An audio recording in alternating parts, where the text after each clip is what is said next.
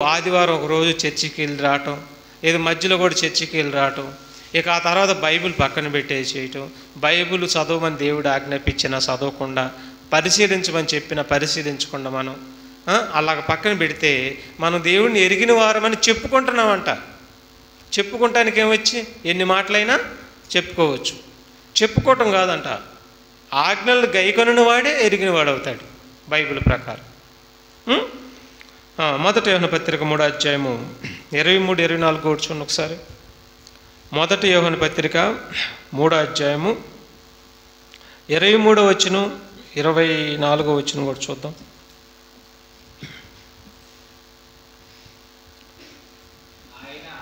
ఆయన ఆజ్ఞ ఏదనగా, ఆయన కుమారుడైన యేసుక్రీస్తు నామమును నమ్ముకొని ఆయన మనకు ఆజ్ఞ ఇచ్చిన ప్రకారముగా ఒకరినొకడు ప్రేమింపవలనన్నదియే. ఆయన ఆజ్ఞలను గైకొనువాడు ఆయన యందు నిలిచి ఉండును, ఆయన వాని యందు నిలిచి ఉండును. ఆయన మన యందు నిలిచి ఉన్నాడని ఆయన మనకు అనుగ్రహించిన ఆత్మ మూలంగా తెలుసుకొనుచున్నాము. చూసారా, ఆయన ఆజ్ఞలను గైకొనిన వారు ఎవరుంటారంట? ఆయన ఆజ్ఞలను గైకొనిన వారు ఎవరుంటారంట? దేవుడు ఉంటాడంట. దేవుడు ఉంటాడని పరిశుద్ధాత్మ చెబుతున్నాడు. ఆయన ఆజ్ఞలు గైకొనిన వారు దేవుడిని ఎరిగిన వారు అవుతారంట. చూసారా, ఆయన ఆజ్ఞలు గైకొనిన వారు దేవుడిని ఎరిగిన వారు అవుతారంట. ప్రియమైన బిడ్డలారా, ఎరిగిన వారు అవుతారంట. ఎవరైతే ఆయన ఆజ్ఞలు గైకొనకుండా ఉంటే, ఆజ్ఞలను గైకొనకుండా ఉంటే ఏమైతే ప్రియమైన బిడ్డలారా? మొదటి యోహాను పత్రిక 3:4 చూడండి. ఆజ్ఞలను గైకొనకపోతే ఏమవుతారో తెలుసా? పాపం చేయు ప్రతి వాడును ఆజ్ఞను అతిక్రమించును, ఆజ్ఞ అతిక్రమమే పాపము. చూసారా ఉన్నాడు, నేను దేవుడిని ఎరుగుదామని చెప్పుకొని దేవుడి మాటలు వినకుండా దేవుని ఆజ్ఞలు గైకొనకుండా ఉంటే ఆజ్ఞ అతిక్రమం అయింది. ఆజ్ఞ అతిక్రమమే పాపము. ఈ పాపం చేసేవారే అసహ్యులు. కీర్తన గ్రంథము 5:5 వచనం చూడండి. ఈ పాపం చేసేవాళ్లే దేవుడి మాట వినకుండా, దేవుని ఆజ్ఞను ధిక్కరించి, దేవుడు చెప్పిన పాటించకుండా, దేవుడు చెప్పినా కానీ గ్రహించకుండా ఎవరైతే ఆజ్ఞను తిరస్కరిస్తారో, ఆజ్ఞను ధిక్కరిస్తారో పాపులు అంటున్నాడు. అసహ్యులు అంటే వీళ్ళు. అసహ్యులు అంటే ఎరుగుదమని చెప్పుకొని అసహ్యులుగా ఉన్నారు, ఆజ్ఞను గైకొనకుండా. చూడండి ఇక్కడ, డాంబికులు నీ సన్నిధిని నిలవలేరు, పాపం చేయువారు అందరూ నీకు అసహ్యులు. అంటే ఏంటి? ఆయన ఆజ్ఞను నెరవేర్చకుండా ఉంటే పాపం కదా, ఆయన ఆజ్ఞను పాటించకుండా ఉంటే పాపం కదా. మరి ఈ పాపము చేయువారందరూ కూడా, అది శరీర పాపం కావచ్చు, భౌతికమైన పాపం కావచ్చు, దేవుడి ఆజ్ఞను ధిక్కరించడం కావచ్చు, మొత్తానికి ఆజ్ఞ అతిక్రమమే పాపము. ఆజ్ఞ అతిక్రమమే పాపం. చూసారా, ఆజ్ఞ అతిక్రమమే పాపము. ప్రేమ పిల్లరా, ఈ పాపులు దేవుడికి అసహ్యులు అన్నాడు. చూసారా, దేవుడి ఆజ్ఞను నెరవేర్చని ప్రతి ఒక్కరు పాపులు. ఈ పాపులు దేవుడికి ఏమవుతున్నారు? అసహ్యులు. అంటే దేవుడిని ఎరుగుదమని చెప్పుకుంటున్నారు కానీ దేవుని ఆజ్ఞలను నెరవేర్చతలేదు. వీళ్ళు పాపులు, అసహ్యులు. అర్థమవుతుంది ఇప్పుడు? దేవుడిని ఎరుగుదమని వారు చెప్పుకుంటున్నారు, అసహ్యులను అన్నాడు. అంటే అసహ్యులు ఎలా అయ్యారు? దేవుడి మాట వినకుండా, దేవుని ఆజ్ఞలు గైకొనకుండా ఉంటే దేవుడికి పాపులైపోతారు. వాళ్ళే దేవుడికి అసహ్యులు. చూసారా, ఇక తర్వాత అవిధేయులు అన్నాడు కదా. మొదటి పేతురు పత్రిక 3వ అధ్యాయం. మొదటి పేతురు పత్రిక 3వ అధ్యాయం. దేవుడిని ఎరుగుదమని వారు చెప్పుకుందురు అంటూ వారు క్రియల వలన ఎరగమన్నట్టుగా ఉంటారు అని అన్నాడు కదా. ఇప్పుడు అవిధేయులను అన్నాడు చూడండి. అవిధేయులు ఎలాగవుతారో చూద్దాం. మొదటి పేతురు పత్రిక 3వ అధ్యాయం 20వ వచనం.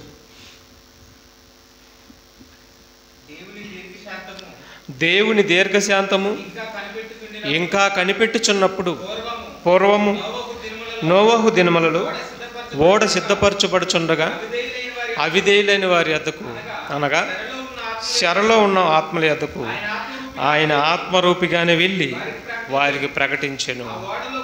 చూసారా, ఆత్మరూపిగా వెళ్ళి ప్రకటించాడంట. ఎవరి దగ్గరికి వెళ్ళాడు? అవిధేయులైన వారి దగ్గరికి వెళ్ళాడు, వాక్యం ప్రకటించాడంట. ప్రకటిస్తే ఏం జరిగింది అక్కడ? ఆ ఓడలో కొందరు అనగా 8 మంది నీటి ద్వారా రక్షణ పొందిరి. చూసారా, 8 మంది ఆ మాటలు విన్నారు. నోవాహు భార్య, తర్వాత తన 3 కొడుకులు, ముగ్గురు కోళ్ళను. వీళ్ళు మాటకు నీటి మూలంగా రక్షించబడ్డారు, మాట విన్నారు, విధేయులయ్యారు. కానీ మిగతా ఉన్నటువంటి వారందరూ కూడా వేల సంఖ్యలో ఉండారు, లక్షల సంఖ్యలో ఉండారో తెలియదు, కానీ మొత్తం కూడా అవిధేయులు అయిపోయారు. సుమారు ఎన్ని సంవత్సరాలు ప్రకటన చేశాడు? 120, 110 సంవత్సరాలు సుమారు ప్రకటన చేస్తే వీళ్ళు వినకుండా, లెక్క చేయకుండా, అవిధేయులుగా ఉండి, దేవుడు మాట ఇల్లు చెబుతున్నా కానీ, ప్రళయం వస్తుందని చెబుతున్నా కానీ వినకుండా పెడచెవిని పెట్టేశారు. ఆజ్ఞను పాటించలేదు, మాటను వినలేదు. దేవుడు మాటే ఆజ్ఞ, గుర్తుపెట్టుకోండి.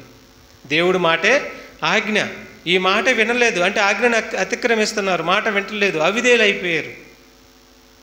ఈ అవిధేయులు అయిపోయారు వీళ్ళు. ఈనాడు చూడండి, ఈనాడు చాలామంది దేవుడు మరి మొదట్లో బాప్తిసం తీసుకొని దేవుడి దగ్గరికి రావటం, దేవుడి దగ్గరికి వచ్చిన తర్వాత మరలా లోకంలో కలిసిపోవటం. ఎన్ని వారాలు వాక్యాలు విన్నా కానీ, ఎన్ని సంవత్సరాలు, ఎన్ని వారాలు, ఎన్ని నెలలు వాక్యాలు విన్నా కానీ వాళ్ళు అవిధేయులుగానే ఉండిపోతున్నారు. దేవుడి సన్నిధికి రాకపోవటం కూడా అవిధేయత. ప్రతి ఆదివారం దేవుడి సన్నిధికి రాకపోవటం కూడా అవిధేయత. దేవుడు పిలుస్తున్నా కానీ, దేవుడి వాక్యాలు వింటున్నా కానీ దేవుడి సన్నిధికి రాకపోవటం కూడా అవిధేయత. అది మరి ఇట్లా అవిధేయతగా ఉండి దేవుని ఆజ్ఞలు గైకొనకుండా, దేవుడి సన్నిధానానికి రాకుండా, దేవుడి యొక్క క్రియలు చేయకుండా, సత్క్రియలు చేయకుండా, వాక్యపు క్రియలు చేయకుండా, ఏమి చేయకుండా ప్రతి ఆదివారం ఒక్కరోజు వచ్చినా కానీ విని వెళ్ళిపోవటం వల్ల కూడా అది కూడా అవిధేయతే. మరి ఏం చేయాలంటే పాటించాలి, ఆజ్ఞలను పాటించాలి. ఆనాడు వాళ్ళు అవిధేయులుగా ఉన్నారు, అవిధేయులు ఉన్నవారు చచ్చిపోయారు. ఈనాడు చాలామంది అలాగే అవిధేయులుగా ఉన్నారు. చూడండి, అవిధేయులుగా ఉన్నారు. మరి ఇప్పుడు చూడు, మనం చాలామంది చెబుతున్నాం, ఆగకుండా రాండి అని మనం చెబుతున్నాం. చూడండి, వస్తున్నారేమో. పిలుస్తుంది ఎవరు? మనం పిలుస్తున్నామా? దేవుడు పిలుస్తున్నాడా? దేవుడు పిలుస్తున్నాడు. దేవుడు పిలుస్తున్నాడు. ఆనాడు నోవాహు కాలంలో ఎవరు పిలుస్తున్నారు? దేవుడే నోవాహు ద్వారా పిలుస్తున్నాడు. ఇప్పుడు పిలుస్తుంది ఎవరు? దేవుడే. దేవుడు మన ద్వారా మాట్లాడుతున్నాడు, అంతేగాని మనమేమీ పిలవటలేదు. మరి ఆయన పిలుస్తున్నా కానీ రావటానికి అవిధేయత చూపిస్తున్నారు. చూసారా? మరి వీళ్ళెవరు అంటే వీళ్ళు కూడా దేవుడిని ఎరుగుదమని చెప్పుకుందరు కానీ ఎరగమన్నట్టుగా ఉన్నారు. అవిధేయులు వీరు, అవిధేయులు అయిపోయారు, అజ్ఞానులు అయిపోయారు. ఈనాడు ప్రపంచంలో అలాగే ఉన్నారు ప్రియమైన దేవుడి బిడ్డలారా. అందుకని వీళ్ళందరూ కూడా ఎరుగుదమని చెప్పుకునేవారు కానీ ఎరగరు, తెలీదు. ఆజ్ఞలు గైకొంటేనే దేవుడిని ఎరిగిన వారు అవుతారు బైబిల్ ప్రకారం. మొదటి పేతురు పత్రిక 4వ అధ్యాయము 16వ అధ్యాయం 16వ వచనం 17వ వచనం చూద్దాం. మొదటి పేతురు పత్రిక 4వ అధ్యాయం 16వ వచనం 17వ వచనం. ఎవడైనను క్రైస్తవుడైనందుకు బాధ అనుభవించిన ఎడల అతడు సిగ్గుపడక ఆ పేరును బట్టి దేవుడిని మహిమపరచవలెను. చూసారా? ఆ పేరును బట్టి దేవుని మహిమపరచవలను. 17వ వచనం. తీర్పు దేవుని ఇంటి వద్ద. చూసారండి? దేవుడి ఇంటి వద్ద ఆరంభ కాలము వచ్చి ఉన్నది. ఎప్పుడు వచ్చి ఉన్నది తెలుసా? ఎప్పుడు వచ్చి ఉన్నది? మొదటి రాకడలోనే ఈ దేవుడి ఇంటి వద్ద తీర్పు ప్రారంభమైంది. దేవుడి ఇల్లు సంఘం దగ్గర తీర్పు ప్రారంభమైంది. మొదటి శతాబ్దం నుంచి ప్రారంభమైంది తీర్పు. దేవుడి సంఘంలో తీర్పు జరుగుతుంది. దేవుడి సంఘంలో వాక్యము తీర్పు తీరుస్తుంది. రాండి, నమ్మండి, నేడే రక్షణ దినం, రేపు మీది కాదు. ఈరోజే యేసుప్రభు వస్తే చచ్చిపోయి నరకానికి పోతారు, రాండి అని దేవుడి ఇంట్లో తీర్పు జరుగుతుంది. సంఘంలో తీర్పు అంటే వాక్యం వినిపించబడుతుంది. వస్తున్నారా? ఏమన్నాడు చూడండి. దేవుని తీర్పు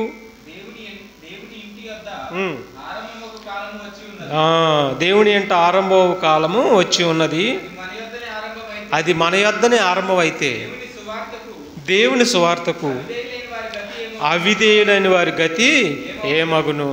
చూసారా ఉన్నాడు ప్రేమేంద్రుడి పిల్లరా, దేవుని యొక్క సువార్తకు అవిధేయులైన వారి గతి ఏమగును అంటే దేవుడి వాక్యాన్ని వినకుండా, దేవుడి మాటలు పట్టించుకోకుండా ఈనాడు ఉన్న లోకంలో కూడా చాలామంది దేవుడి సువార్త చెబుతుంటే వెర్రితనంగా ఉంటుంది, హేళనగా ఉంటుంది.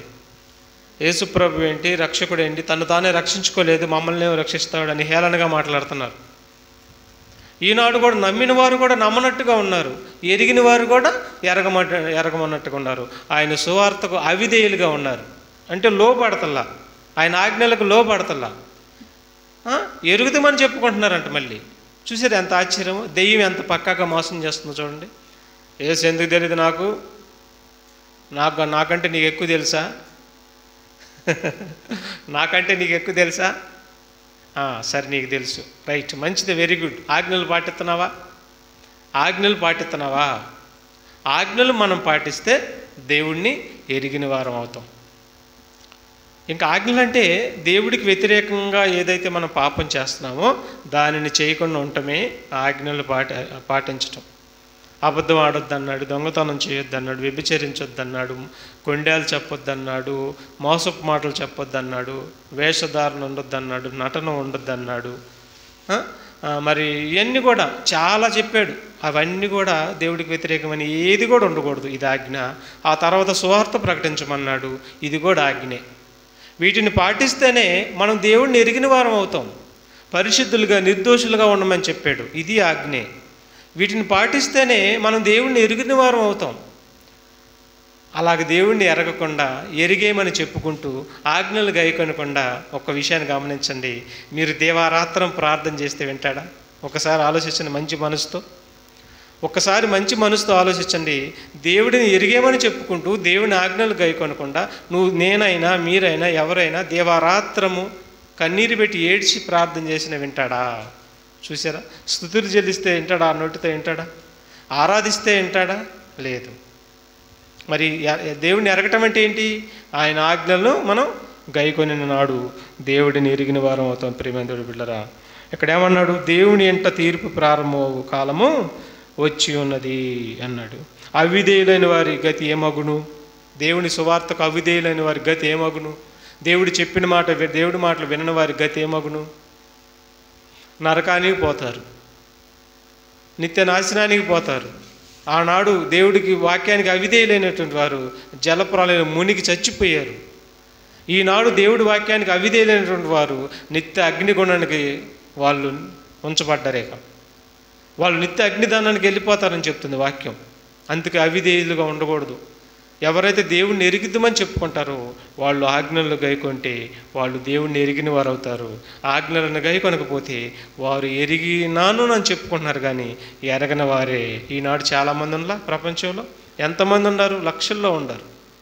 ఎరిగిద్దామని చెప్పుకొని ఎరగని వారు లక్షల్లో ఉన్నారు. అందుకే యేసుప్రభు మహానుభావుడు ఏమన్నాడు? నేను రెండో రాకళ్ళు తిరిగి వచ్చిన నాటికి భూమి మీద మనుషులలో విశ్వాసాన్ని కనుగొందునా అని అన్నాడు. లేరు, అసలు ఉండరంట, విశ్వాసులే ఉండరంట. ఎవరు ఉండరంట? అసలు విశ్వాసులే ఉండరంట. మరి విశ్వాసులు కితకితలాడుతున్నారు కదా. ఈ విశ్వాసులు ఏ విశ్వాసులు అంటే దేవుడిని ఎరుగుదమని చెప్పుకునే విశ్వాసులు. అర్థమవుతుందా? దేవుడిని ఎరుగుదమని చెప్పుకునే విశ్వాసులు, పేరుకు మాత్రమే విశ్వాసులు అంటున్నాడు. నేను అంటలేదు సుమి, దేవుడు అంటున్నాడు, బైబిల్ అంటుంది.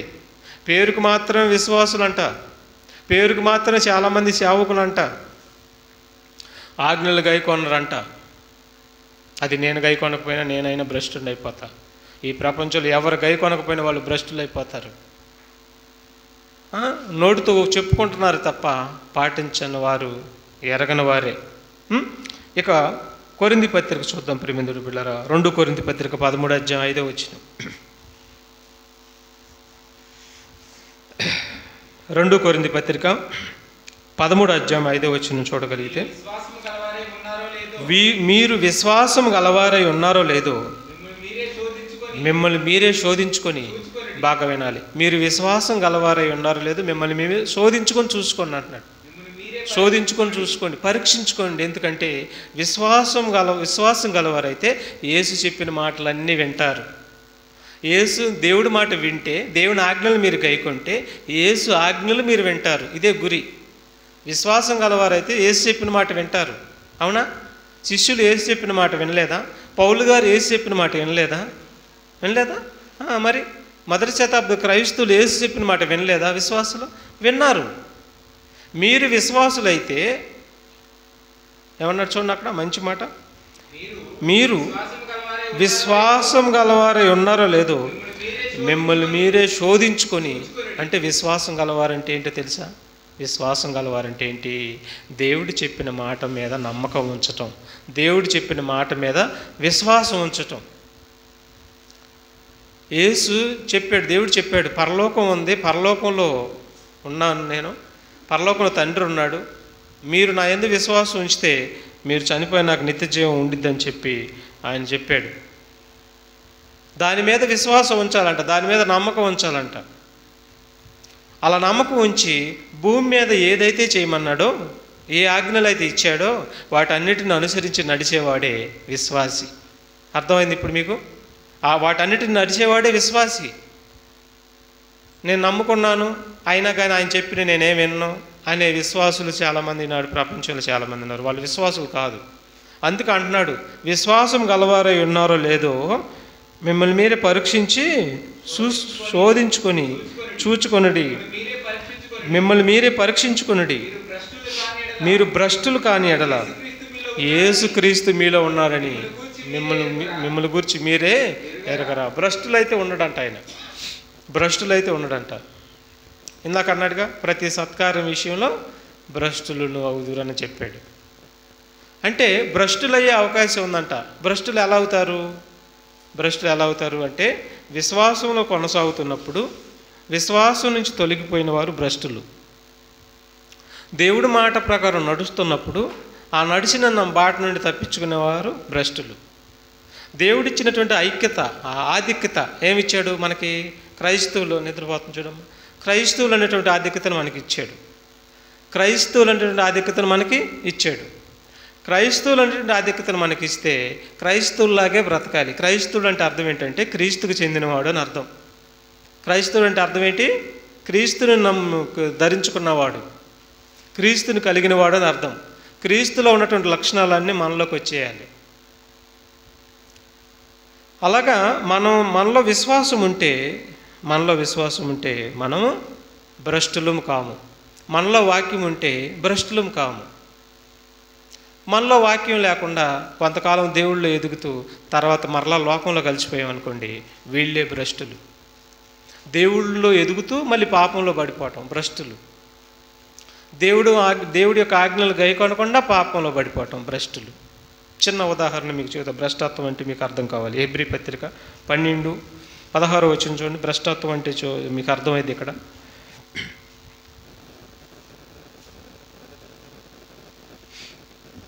హెబ్రీ పత్రిక 12:16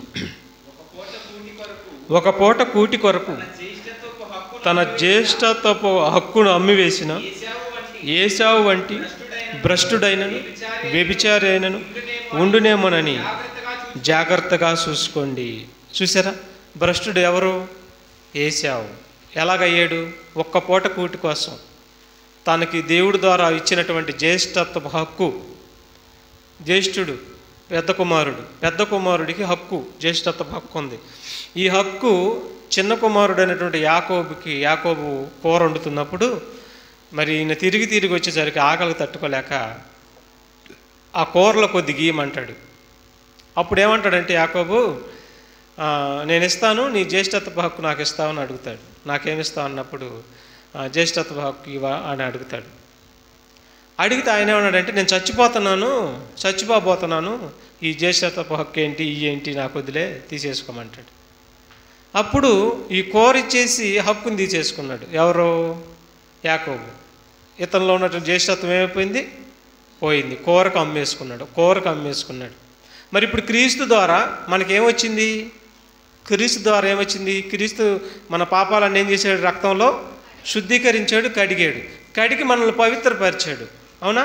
పవిత్రపరిచి ఆయన వారిగా చేసుకున్నాడు. మనం ఇప్పుడు ఎవరమి?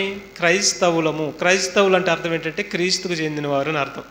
క్రైస్తవం అంటే కులం కాదు, క్రైస్తవం అంటే మతం కాదు. క్రైస్తవులు అంటే క్రీస్తుని ధరించుకున్నవారు, క్రీస్తు వారు అని అర్థం. కాబట్టి ఇప్పుడు మనం క్రీస్తు వారం అయ్యాం. మన పాపాలన్నింటిని ఏం చేశాడు? శుద్ధీకరించాడు, పవిత్రపరిచాడు, అధికారం ఇచ్చాడు, ఆధిక్యతనిచ్చాడు, గొప్పవారిగా చేశాడు. ఈ గొప్పతనాన్ని మరలా లోకంలో పాపం చేస్తే ఏమైంది? గొప్పతనం, ఈ ఆధిక్యత ఏమైపోయింది? మరలా భ్రష్టులు అయిపోతాం మనం. అవునా కదా? జ్యేష్ఠత్వ హక్కును అమ్మేసుకున్నాడు, పూట కూటి కోసం అమ్మేసుకున్నాడు, భ్రష్టుడు అయిపోయాడు. అలాగే క్రీస్తులో నడుచుకుంటున్నట్టు మనం క్రైస్తవులు అంటే మంచి ఆధిక్యతను దేవుడిస్తే ఈ ఆధిక్యతను చచ్చిపోయినంతవరకు కాపాడుకోవాల్సింది పోయి మరలా కక్కిన కూటి కోసం, కుక్క కక్కిన కూటి కోసం ఎలాగైతే తిరిగిద్దో, కడగబడిన పంది ఎలాగైతే మరలా బురదలో వెళ్ళి బొర్లిద్దో, అలాగే కక్కిన దానికోసం తిరిగేవాడిగా ఈనాడు చాలామంది ప్రపంచంలో ఉన్నారు. వీళ్ళే భ్రష్టులు, సత్కార్యం విషయంలో భ్రష్టులు అయిపోయారు. సత్కార్యం అంటే దేవుడిచ్చినటువంటి కార్యాలు, దేవుడిచ్చినటువంటి క్రియలు. ఈ క్రియల విషయంలో వీళ్ళు చేయట్లా, తొలగిపోయారు, భ్రష్టులు అయిపోయారు అంటున్నాడు. వీళ్ళు కూడా దేవుడిని ఎరుగుదమని చెప్పుకుందరు కానీ వారి క్రియల వలన వారు ఎరగమన్నట్టుగా ఉండారు. ప్రియమైన బిడ్డలారా, ఇక చూడండి ఫిలిప్పీ పత్రిక 2వ అధ్యాయము 4వ వచనం. ఫిలిప్పీ పత్రిక 2వ అధ్యాయము 4వ వచనాన్ని మనం చూడగలిగితే, ఇలాగా దేవుడిని ఎరిగిన తర్వాత దేవుడి కార్యక్రమాల్లోనూ దేవుడు అప్పగించిన సత్క్రియల్లోనూ ఎవరైతే ఉంటారో వారే దేవుడిని ఎరిగిన వారు. మీలో ప్రతి వాడును తన సొంత కార్యములని మాత్రమే కాక ఇతరుల కార్యములు కూడా చూడవలెను. చూసారా? క్రీస్తు యేసునకు కలిగిన ఈ మనస్సు మీరును కలిగి ఉండుడి. మీ సొంత కార్యములే చూసుకుంటున్నారా? ఇతరుల కార్యాలు చూడరా? ఇతరుల కార్యాలు కూడా చూడమంటున్నాడు. ఇది క్రీస్తు యేసు కలిగినటువంటి మనసు. 21వ వచనం కూడా చూడండి. 21వ వచనం ఏమన్నాడు? అందరూ చూసారా? అందరూ తమ సొంత కార్యములనే చూసుకొనిచున్నారు కానీ యేసుక్రీస్తు కార్యములను చూడరు, భ్రష్టులైపోయారు. అందరూ తమ సొంత కార్యములనే చూసుకొనిచున్నారు, యేసుక్రీస్తు కార్యములు ఎవరునూ చూడరు, భ్రష్టులైపోయారు. చూసారా? ఏ కార్యాలు చూస్తానికి నిన్ను కడుక్కున్నాడు? ఏ కార్యాలు చేయటానికి నిన్ను నీ పాపాలు శుద్ధీకరించాడు? ఏ కార్యాలు? సత్క్రియలు చేయటానికి, దేవుడి కార్యాలు చేయటానికి రక్తం ఇచ్చి ప్రాణమిచ్చి కడుక్కున్నాడు ఆయన మనల్ని. కడుక్కుంటే ఇప్పుడు మనం దేవుడిని దగ్గరికి వచ్చి దేవుడు చెప్పిన ఆజ్ఞలన్నింటిని పాటించవలసినది పోయి సొంత కార్యములనే చూసుకుంటున్నామంట. చూసారండి? చర్చికి ఎందుకు రావట్లేదని అడిగామనుకో, పని ఉంది. ఏముంది? పని ఉంది. ఏ కార్యం ఇది? ఎంతకాలం? ఒకరోజు అంటే, ఒక వారం అంటే పని, అవునా? 2 వారాలు అంటే పని, నెలల పని ఉందంటే ఏంటి ఇప్పుడు చెప్పండి? సొంత కార్యం ఇది. అందరు తమ సొంత కార్యములే చూసుకుంటున్నారు అంటే భ్రష్టులు అయిపోయారు. చూసారా? భ్రష్టులు అయిపోయారు. అంటే వీళ్ళు కూడా దేవుడిని ఎరుగుదమని చెప్పుకుంటున్నారు కానీ వీళ్ళు ఎరగలేదు, అంటే ఆజ్ఞలు గైకొనట్లేదు. మరి వీళ్ళ పరిస్థితి ఏమైద్ది బైబిల్ ప్రకారం? చెప్పండి, వీళ్ళ పరిస్థితి ఏమైద్ది? భ్రష్టుల పరిస్థితి ఏమైపోయింది? నరకానికి పోతారు. అందుకే వాక్యం ఘోషిస్తుంది, రాండి ఆజ్ఞలు గైకొనండి అని ఘోషిస్తుంది. ప్రియమైన బిడ్డలారా, ఇక చూడగలిగితే ఎఫెసీ పత్రిక 2:10 చూడండి ఒకసారి. ఎఫెసీ పత్రిక 2:10 వచ్చిన. ఎఫెసీ పత్రిక 2:10 వచ్చిన. మరియు వాటి యందు మనం నడుచుకోవాలని దేవుడు ముందుగా సిద్ధపరిచిన సత్క్రియలు చేయుటకై మనం క్రీస్తు యేసునందు సృష్టింపబడిన వారమే ఆయన చేసిన పని అయి ఉన్నాము. చూసారా? క్రీస్తు యేసునందు సృష్టింపబడిన వారమై ఆయన చేసిన పని అయి ఉన్నాము. ఏం చేయటానికంట? సత్క్రియలు చేయటానికి, మంచి కార్యాలు చేయటానికి. జగత్తుకు పునాది వేయబడక ముందే మనల్ని ఏర్పరచుకున్నాడంట. ఈ కార్యాలు చేయవా? ఈ దేవుడు క్రియలు చేయవా? ఈ దేవుని ఆజ్ఞలను పాటించవా? పాటిస్తే నువ్వు దేవుడిని ఎరిగిన దానవు, ఎరిగిన వాడవు. పౌలు అలాగే పాటించాడు, తిమోతి అలాగే పాటించాడు, మొదటి శతాబ్దపు క్రైస్తవులు అలాగే పాటించారు. ప్రియమైన బిడ్డలారా, మరి మనం కూడా పాటించాలి. పాటించకుండా నేను ఎరిగానని చెప్పుకుంటే దేవుడు నాకు తెలుసు, దేవుడు నా ప్రార్థన వింటాడు, దేవుడు నేనేం చెప్పినా ఆలకిస్తాడు, ఇవన్నీ కూడా వట్టి మాటలు. అర్థమవుతుందా? ఇవన్నీ కూడా వట్టి మాటలు ప్రియమందుడు బిడ్డలారా. ఒకసారి చూద్దాం, మాట చూద్దాం ప్రియమందుడు బిడ్డలారా. అపోస్తల కార్యాలు 9వ అధ్యాయం. పౌలు గారు చూడండి. పౌలు గారు భ్రష్టుడు అవ్వలేదండి. పౌలు గారు దేవుడిని ఎరిగాడు. ఎరిగిన తర్వాత ఎరగనన్నట్టుగా లేడు. పౌలు గారు దేవుడిని ఎరిగిన తర్వాత ఎరగనన్నట్టుగా లేడు. ఎలాగున్నాడు చూడండి, ఒకసారి చదవండి. మొదటి అపోస్తల కార్యాలు 9వ అధ్యాయం 18వ వచనం. బాప్తీసం అప్పుడే అతని కన్నుల నుండి పొరల వంటివి రాలగా దృష్టి కలిగి లేచి బాప్తిస్మం పొందెను. తర్వాత ఆహారం పుచ్చుకొని బలపడి పిమ్మట అతడు దమస్కులో ఉన్న శిష్యులతో కూడా కొన్ని దినములు ఉండెను. వెంటనే సమాజ మందిరములలో యేసే దేవుడు కుమారుడని ఆయన గురించి ప్రకటించు వచ్చాను. చూసారా ఉన్నాడు. మొదలుపెట్టాడు ప్రేమ. ఏమని మొదలుపెట్టాడు? దేవుడిని ఎరిగాడు, దేవుడు తెలుసుకున్నాడు, యేసు గొప్ప దేవుడని తెలుసుకున్నాడు, నమ్మాడు, బాప్తిసం తీసుకున్నాడు. ఎరిగినటువంటి పౌలు గారు ఎరిగినట్టుగానే బ్రతుకుతున్నాడు. తెలుసుకున్నటువంటి పౌలు గారు తెలుసుకున్నట్టుగానే బ్రతుకుతున్నాడు. ఎలా బ్రతుకుతున్నాడు అంటే ఆజ్ఞలు గైకొంటున్నాడు. ఇదిగో నా సువార్త నువ్వు ప్రకటించాలన్నాడు, చిత్తమండి అన్నాడు, ప్రకటిస్తానన్నాడు. జీవితకాలం పాటు ఎరిగాడు, తెలుసుకున్నాడు. ఎవరిని? దేవుడి మాటని లోబడి ఆజ్ఞలు గైకొంటున్నాడు. ఆ తర్వాత ఆయన దేవుడిని ఆజ్ఞలు గైకుంటూ ప్రార్థన చేస్తున్నాడు. అది మాత్రమే కాదు, ఇంకొకటి కూడా చేస్తున్నాడు. దేవుడిని ఎరగటం అంటే ఏంటనుకుంటున్నారు? మనల్ని ఇంత లోతుకి ఎవరు తీసుకొని వెళ్ళరు. 4 మాటలు చెప్పటం, ప్రార్థన చేయటం, చేయటం. ఇంత లోతుగా చెప్తేనే దేవుడిని ఎరగటం అంటే ఏంటో మనకు అర్థం అవ్వాలి ప్రేమేంద్రుడి బిడ్డలారా. ఇప్పుడు పౌలు గారు సువార్త ప్రకటించడమే కాదు, ప్రకటించి ప్రార్థన చేయటమే కాదు, ఇంకొకటి కూడా చేస్తున్నాడు. 1 కొరింథీ పత్రిక చూద్దాం. అక్కడికి వెళ్ళే ముందు ఇంకో మాట కూడా చూద్దాం. 1 కొరింథీ పత్రిక 1వ అధ్యాయం 17వ వచనం చూడండి ఒకసారి. బాప్తిస్మం ఇచ్చుటకు క్రీస్తు నన్ను పంపలేదు కానీ క్రీస్తు యొక్క శిలువ వ్యర్థము కాకుండానట్లు వాక్చాతుర్యం లేకుండా సువార్తను ప్రకటించుటకే ఆయన నన్ను పంపెను. చూసారా ఉన్నాడు. సువార్తను ప్రకటించుటకే ఆయన నన్ను పంపాడా? పంపినప్పుడు మొరాయించాడా చేశాడా? చేయిస్తమే అప్పుడు దేవుడిని ఎరిగిన వాడు అవుతాడు పౌలు. ఈనాడు చాలామంది దేవుడు ఎన్ని చెప్పినా చేయటిల్లా. అంటే వీళ్ళు ఎరిగిన వారు కాదు, ఎరుగుదమని చెప్పుకుందరు, పోతారు మొత్తం పొట్టులాగా నరకానికి. చూసారా ఏమండి? ఈ మాటలన్నీ ఒరిజినల్ బైబిల్లో ఉన్న మాటలు, నేనే కళ్ళ మాటలు కాదు చెబుతుంది. ఎరుగుదమని చెప్పుకొని ఎరగని వారు పోతారు, ఆజ్ఞలు గైకొన్న వారు అందరు పోతారు అన్నాడు. నిజం. ఇప్పుడు 1 కొరింథీ 15:31 చూడండి. అది మాత్రమే కాక మరి ఇంకేం చేస్తున్నాడు పౌలు గారు? సహోదరులారా, మన ప్రభు అయిన క్రీస్తు యేసునందు మిమ్మల్ని గూర్చి నాకు కలిగిన అతిశయము తోడు దినదినము చనిపోచున్నానని చెప్పుదును. ఏం చేస్తున్నాడు పౌలు గారు? దినదినము పాపం విషయంలో చనిపోతున్నాడు. అంటే పాపం చేయట్లా. పాపం చేయకుండా ఉండటం ఎవరి చిత్తం? దేవుడి చిత్తం, దేవుని యొక్క ఆజ్ఞ నెరవేరుస్తున్నాడా? ప్రార్థన చేయటం ఎవరి చిత్తం? దేవుడి చిత్తం. ప్రార్థన చేస్తున్నాడా? సువార్త ప్రకటన చేయటం ఎవరి చిత్తం? దేవుడి చిత్తం. చేతనాడు, ఆజ్ఞ గైకొంటున్నాడా? ఇప్పుడు పౌలు గారు ఎలాగ ఎరిగిన వాడయ్యాడు దేవుడిని? అర్థమైంది ఇప్పుడు దేవుడిని ఎరగటం అంటే ఏంటో. ఇది దేవుడిని ఎరగటం అంటే.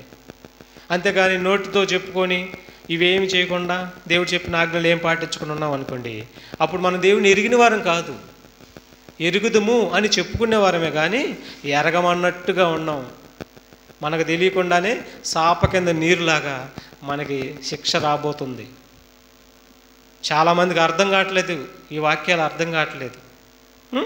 ఇక మనం ఏం చేయాలో చూద్దాం. 1 కొరింథీ పత్రిక 11వ అధ్యాయం. యేసు రక్తం తిని యేసు శరీరాన్ని తినిన తర్వాత యావత్ క్రైస్తవులు ఏం చేయాలంటున్నాడో ఒకసారి చూడండి. 1 కొరింథీ పత్రిక 11వ అధ్యాయం 23 నుంచి 31 వరకు చదువుదాం ప్రియమైన బిడ్డలారా. మంచి మాట. నేను మీకు అప్పగించిన దానిని ప్రభు వలన పొందితిని. ప్రభు అయిన యేసు తాను అప్పగింపబడిన రాత్రి ఒక రొట్టెని ఎత్తుకొని కృతజ్ఞతాస్తుతులు చెల్లించి దానిని విరిచి, ఇది మీ కొరకైన నా శరీరం, నన్ను జ్ఞాపకం చేసుకునికై. చూసారా, నన్ను జ్ఞాపకం చేసుకున్నట్టుకై దీన్ని చేయడని చెప్పాను. ఆ ప్రకారమే భోజనమైన పిమ్మట ఆయన పాత్రను ఎత్తుకొని, ఈ పాత్ర నా రక్తం వలనైన క్రొత్త నిబంధన, మీరు దీనిలోని త్రాగునప్పుడల్లా నన్ను జ్ఞాపకం చేసుకున్నట్టుకై దీన్ని చేయడని చెప్పాను. మీ బాగా వినాలి, ఇక్కడ చూడనే ఉన్నాడు. మీరు అనే పదం కాడ ఎవరెవరు వస్తారు చెప్పండి? స్త్రీలు పురుషులు వస్తున్నారు కదా, వస్తున్నారు. అంటే బాప్తీసం తీసుకున్న వారు అందరూ వస్తున్నారు కదా, వస్తున్నారు. మీరు ఈ రొట్టెని తిని ఈ పాత్రలోని త్రాగునప్పుడల్లా ప్రభు వచ్చే వరకు, చూసారా, ప్రభు వచ్చే వరకు మనం ఏం చేయాలంట? మరణాన్ని ప్రచురించాలి. ఇది ఆజ్ఞే కదా. మరి ఎవరు ప్రచురిస్తున్నారు ఇప్పుడు ఈనాడు? ఎవరు ప్రచురిస్తున్నారు? ప్రచురిస్తలేదు కదా. తిని సైలెంట్గా ఉంటున్నారు కదా, ప్రచురిస్తలేదు. అంటే ఎవరికైనా 2 మాటలు, ఇంటి పక్కన వాళ్ళకైనా ఎవరికైనా 2 మాటలు చెప్పాలి. ఆయన శరీరం తిన్న తర్వాత, రక్తం తాగిన తర్వాత దేవుడి దగ్గరికి తీసుకొని రావాలి. ఇది ఆజ్ఞ. అలా మీరు ప్రచురించుదురు అన్నాడు. ఎవడు అయోగ్యముగా ప్రభు యొక్క రొట్టెని తినను అంటే అయోగ్యంగా అంటే ఏంటి? అయోగ్యంగా అంటే ఏంటి? సువార్తను ప్రకటించకుండా, తిన్న తర్వాత సువార్తను ప్రకటించకుండా ఉండటమే అయోగ్యత. అర్థమవుతుందా? సువార్తను ప్రకటించకుండా ఉండటమే అయోగ్యత. ఎవడు అయోగ్యముగా ప్రభు యొక్క రొట్టెని తినను లేక ఆయన పాత్రలోనే త్రాగును, వాడు ప్రభు యొక్క శరీరం గూర్చి రక్తము గూర్చి అపరాధి అగును. అపరాధి అంటే పాపి అయిపోతాడు. అంటే దేవుడిని ఎరిగిన వాడు ఏం చేయాలి? రొట్టె ద్రాక్ష రసం తిన్న తర్వాత ప్రకటన చేయాలి. ఇది ఆజ్ఞ. ఇది నేను చెప్తున్న మాట కాదు. అలా ఎవరైతే చేస్తారో వాళ్ళు ఎరిగిన వారు, ఆజ్ఞను గైకొంటున్నారు కాబట్టి. అలా చేయకపోతే ఎరగని వారే వాళ్ళు ఇంకేమవుతారు అన్నాడు? అపరాధులు అంటే పాపులు. ఇంకేమవుతారు అన్నాడు చూడండి అక్కడ. కాబట్టి ప్రతి మనుషుడు తను తాను పరీక్షించుకొనవలెను. అలాగు చేసి అంటే ఆయన యొక్క మరణ పునరుద్ధానం ప్రసరించుతూ అలాగు చేసి ఆ రొట్టెని తిని ఆ పాత్రలోని త్రాగవలెను. ప్రభు శరీరమని వివేచింపక తిని త్రాగువాడు తనకు శిక్షావిధి కలుగుటకే తిని త్రాగుచున్నాడు. చూసారా, శిక్ష కలిగిద్దంట నీకు. అది ప్రభు శరీరం, అది ప్రభు రక్తం. తిన్న తర్వాత ఏం చేయాలో చెప్పాడు. చెప్పింది నువ్వు చేయకుండా తాగితే నీకు ఇంకా శిక్ష అన్నాడు. అంతే శిక్ష. ఈనాడు చాలామంది శిక్షకి అర్హులుగా ఉన్నారు మనుషులు. అర్థం కావట్లేదు. విశ్వాసులు అని చెప్పుకుంటున్నారు కానీ, మేము యేసు నమ్మేమని చెప్పుకుంటున్నారు కానీ, ఇదిగో ఇక్కడ చాలామంది దెబ్బతింటారు. శిక్ష అర్హులు అంటున్నాడు. ఇంకా ఇందువలననే మీలో అనేకులు బలహీనులను, అదిగో చూసారా, చెప్పింది చేయకుండా తింటే ఇందువలననే మీరు అనేకులు బలహీనులు అంటే ఆత్మల బలహీనులు అయిపోయారు. ఆత్మకు రోగం పట్టేసింది, మరలా పాపం పట్టేసింది. చూసారా, రోగులనై ఉన్నారు అంటున్నాడు. కాబట్టి ప్రతి మనుషుడు తను తాను పరీక్షించుకోవాలి. తను తాను పరీక్షించుకొని జాగ్రత్తగా ఎరుగుదమని చెప్పుకుంటాం కాదు. ఆజ్ఞలను గైకొనేవాడే ఎరిగిన వారు అవుతాడు బైబిల్ ప్రకారం. కాబట్టి మనందరం కూడా ఆయన శరీరం, ఆయన రొట్టె తిన్న తర్వాత ఆయన మరణాన్ని ప్రచురించాలి, ప్రార్థన చేయాలి, స్తుతి చెల్లించాలి. అర్థమవుతుందా? స్తుతి చెల్లించాలి, ప్రార్థన చేయాలి, ఆజ్ఞను అంటే సువార్తను ప్రకటించాలి. ఇంకెన్నైతే ఆజ్ఞలు చెప్పాడో వాటన్నిటిని అనుసరించి నడవాలి. ఇంకా పాపం మనకు అంటకుండా కూడా బ్రతకాలి.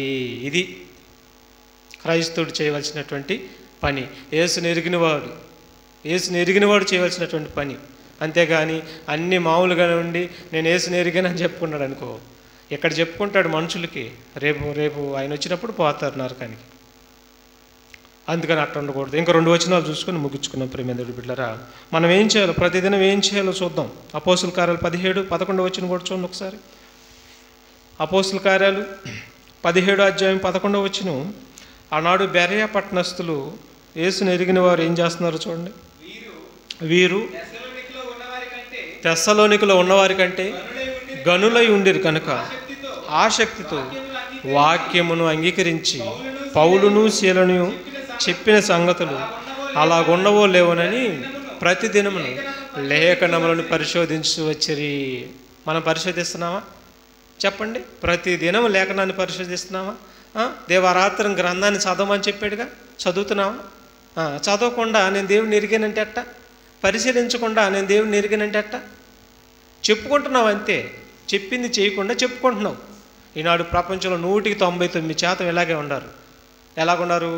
దేవుడు చెప్పిన ఆజ్ఞలు ఏం పాటించకుండా, దేవుని ఆజ్ఞలు ఏం పాటించకుండా ఎరుగుదుము. ఆదివారం చర్చికి వెళ్తే ఇక ఎరుగుదమేనా?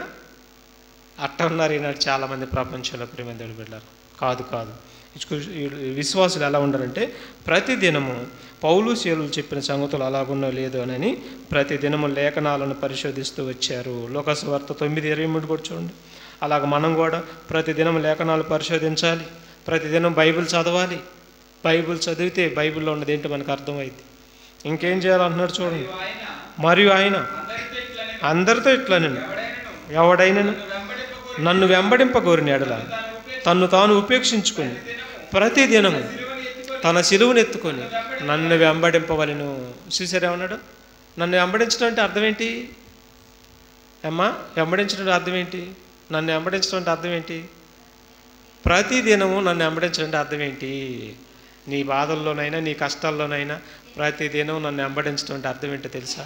ఇప్పుడు యేసుప్రభు వారు లేడుగా, ఆయన వెనక వెళ్తాం మనం. మరి ఎలాగ వెంబడించాలి ఆయన్ని అని అంటే ఇంకొక మాట మీకు అర్థం అవటానికి మత్తయి సువార్త 28 మనందరికి అర్థం కావాలి. ఇది ఆయన ఎలాగ వెంబడించాలో చెప్తున్నాడు. మత్తయి సువార్త 28:19 వచనం. కాబట్టి మీరు వెళ్ళి సమస్త జనులను శిష్యులుగా చేయుడి, తండ్రి యొక్కయు కుమారుని యొక్కయు పరిశుద్ధాత్మ యొక్కయు నామంలోనికి వారికి బాప్తీసం ఇచ్చుచు నేను మీకు ఏ సంగతులను ఆజ్ఞాపించుతున్నో వాటన్నిటినీ గైకొనవలనని వారికి బోధించుడి. ఇప్పుడు యేసుని వెంబడించడం అంటే ఏంటి? యేసుని వెంబడించడం అంటే ఏంటి? నేను చెప్పిన ఆజ్ఞలన్నిటినీ వారు పాటించాలి. అంటే బాప్తీసం తీసుకున్న వారు అందరూ ఏం చేయాలి? దేవుడు చెప్పిన ఆజ్ఞలన్నిటినీ పాటించాలి. అలాగే ఎవరైతే పాటిస్తారో వారే యేసుని వెంబడించిన వారు. అర్థమైంది ఇప్పుడు మీకు? అర్థమైందా? అలాగే వెంబడించిన వారే పరలోకానికి వెళ్తారు. అలాగ ఆజ్ఞలు గైకొనిచ్చున్న వారే దేవుడిని ఎరిగిన వారు. అలాగ ఆజ్ఞలు గైకొనుచు ఆయన్ని వెంబడించిన వారు అవుతారు గైకొంటేనే. అలాంటి వారే పరలోకానికి వెళ్తారు. కాబట్టి దేవుడిని ఎరుగుదమని చెప్పుకుంటూ దేవుడిని ఎరగా ఉన్నవారన్నట్టుగా ఉన్నారు. అలాగ మనం ఉండకూడదు. దేవుని ఆజ్ఞలు గైకొనిన వాడే దేవుడిని ఎరిగినవాడు. మొట్టమొదటి చదివిన రెఫరెన్స్ మళ్ళీ చదవండి. ఇప్పుడు ప్రార్థన చేసుకున్నాం. మొట్టమొదటి చదివారు చూసారా? తీతు పత్రిక 1వ అధ్యాయం 16వ వచనం. ఇప్పుడు చదవండి, మీకు అర్థమైద్ది.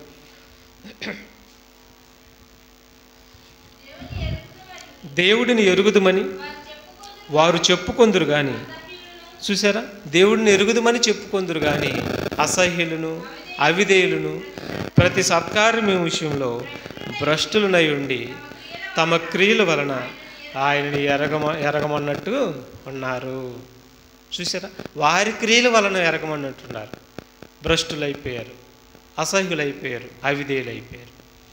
ఎవరైతే భ్రష్టులు కాకుండా, ఎవరైతే అవిధేయులు కాకుండా, ఎవరైతే అసహ్యులు కాకుండా, తమ సొంత క్రియలు చేసుకోకుండా దేవుడు అప్పగించిన క్రియలు, దేవుడు అప్పగించిన ఆజ్ఞలు గైకొంటారో వాళ్ళే దేవుడిని నిజంగా ఎరిగిన వారు. మరి మనం నిజంగా ఎరిగిన వారిగా ఉన్నామా, లేదంటే ఎరిగేమని చెప్పుకునే వారిగా ఉన్నామో ఒకసారి మనమే విమర్శ చేసుకొని ఉంటే, చెప్పుకుంటే మాత్రం నరకం తప్పదు. ఎరిగిన వారు అంటే ఆజ్ఞలు గైకొని వారు ఉంటేనే పరలోకం వెళ్తాం. డిసైడ్ మనమే చేసుకోవాలి. జీవ మరణం నీ ఎదుటనున్నవి, జీవ మార్గము మరణ మార్గము నీ ఎదుటనున్నవి. మరి ఏ మార్గానికి వెళ్తామో మనమే నిర్ణయించుకొని దైవ చిత్తాన్ని నెరవేర్చి పరలోకానికి వెళ్దాం. ప్రార్థన చేసుకున్నాం.